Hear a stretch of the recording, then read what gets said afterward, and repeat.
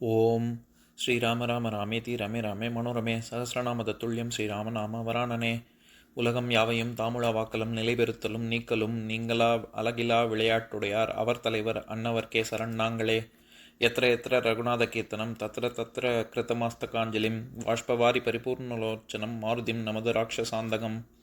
அஞ்சிலே ஒன்று பெற்றான் அஞ்சிலே ஒன்றை தாவி அஞ்சிலே ஒன்று ஆறாக ஆரியர்க்காக ஏகி அஞ்சிலே ஒன்று பெற்ற அணங்கை கண்டு அயலாரூரில் அஞ்சிலே ஒன்றை வைத்தான் அவன் எம்மை அழித்துக் காப்பான்.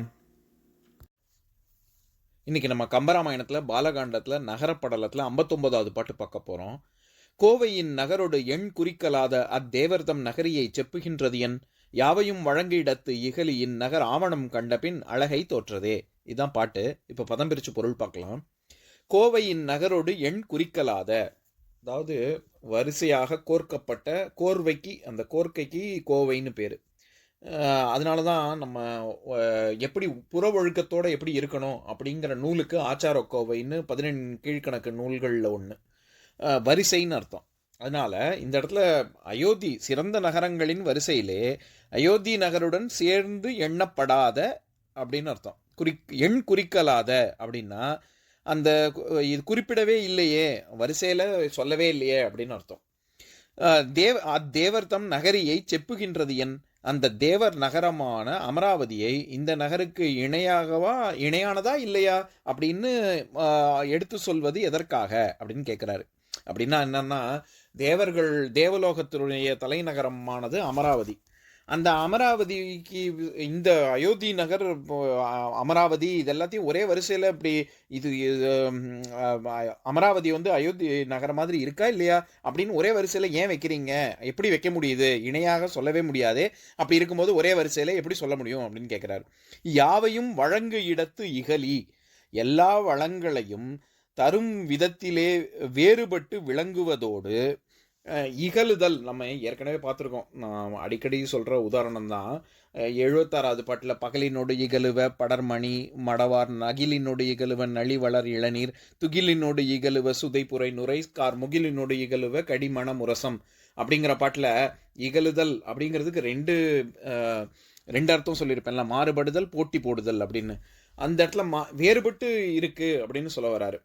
திருக்குறள் உதாரணம் கூட சொல்லியிருக்கேன், காலமறிதல் அப்படிங்கிற அதிகாரத்தில் பகல் வெல்லும் கூகையை காக்கை இகல் வெல்லும் வேந்தற்கு வேண்டும் பொழுது அப்படின்னா, ஒரு அரசன் பகை அரசன் இந்த அரசன்கிட்டேருந்து வேறுபட்டு இருக்கும்போது பகை கொண்டு அவன் நேரம் பார்த்து போருக்கு செல்ல வேண்டும் அப்படிங்கிற இடத்துல மாறுபடுதல் அப்படிங்கிற அர்த்தம் வருது இல்லை.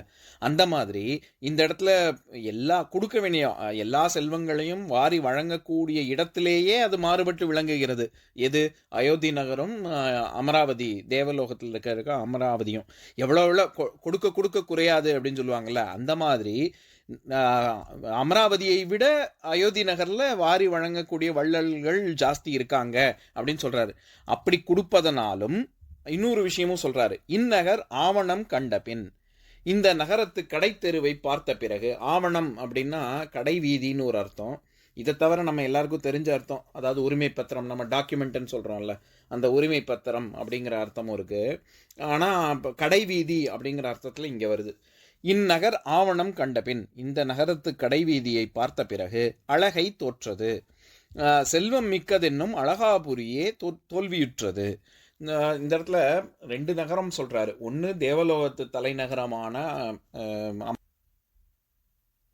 இன்னொன்று குபேரன் இருக்கக்கூடிய தலைநகரமான அழகாபுரி. அந்த அழகாபுரியே தோற்று போயிடுச்சு, நம்ம எதுக்கு இங்கே அமராவதியோடைய ஒப்பிடணும் அப்படின்னு சொல்றாரு. இப்போ நம்ம இந்த பாட்டில் இருக்கக்கூடிய நயங்களை பார்க்கலாம்.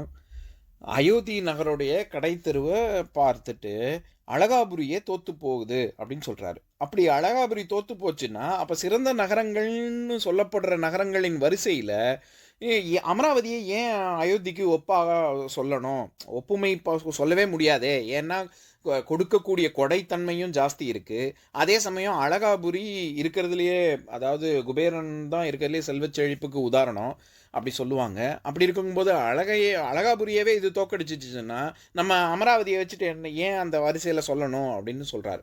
இதில் எண் குறிக்கலா அப்படின்னா குறிப்பிடப்படவில்லை, அந்த வரிசையில் இந்த அமராவதி குறிப்பிடப்படவே இல்லை அப்படிங்கிறத குறிக்கலா அப்படின்னு சொல்கிறார். இப்போ நான் பாட்டை இன்னொரு தடவை படிக்கிறேன் கேளுங்க. கோவையின் நகரோடு எண் குறிக்கலாத அத்தேவர்தம் நகரியை செப்புகின்றது என் யாவையும் வழங்கு இடத்து இகலி இந்நகர் ஆவணம் கண்டபின் அழகை தோற்றதே. இன்னொரு நாள் இன்னொரு பாட்டு பார்க்கலாம். ஓம் சாந்தாகாரம் புஜகசயனம் பத்மநாபம் சுரேஷம் விஸ்வாதாரம் ககனசத்ரசம் மேகவர்ணம் சுபாங்கம் லக்ஷ்மீகாந்தம் கமலநயனம் யோகி ஹிருத்யானகம்யம் வந்தே விஷ்ணும் பவபயஹரம் சர்வலோகைகநாதம். உம்பரோடு இம்பர்காரும் உலகம் ஓர் ஏழும் ஏழும் எம்பெருமான் என்று ஏத்தி இறைஞ்சி நின்று ஏவல் செய்ய தம்பியரோடும் தானும் தருமமும் தரணி காத்தான் அம்பரத்து அனந்தர் நீங்கி அயோத்தியில் வந்த வள்ளல். ஓம் பூர்ணமதః பூர்ணமிதம் பூர்ணாத் பூர்ணமுதஸ்யதே பூர்ணஸ்ய பூர்ணமாதாய பூர்ணமேவாவசிஷ்யதே. ஓம் சாந்தி சாந்தி சாந்திः. ஓம் சர்வேஷாம் ஸ்வஸ்திர்பவது சர்வேஷாம் சாந்திர்பவது சர்வேஷாம் பூர்ணம் பவது சர்வேஷாம் மங்களம் பவது. ஓம் சாந்தி சாந்தி சாந்திः. ஓம் சர்வே பவந்து சுகினः சர்வே சந்து நிராமயாः சர்வே பத்ராணி பஷ்யந்து மா கஷ்சித் துக்கபாக் பவேத். ஓம் சாந்தி சாந்தி சாந்திः.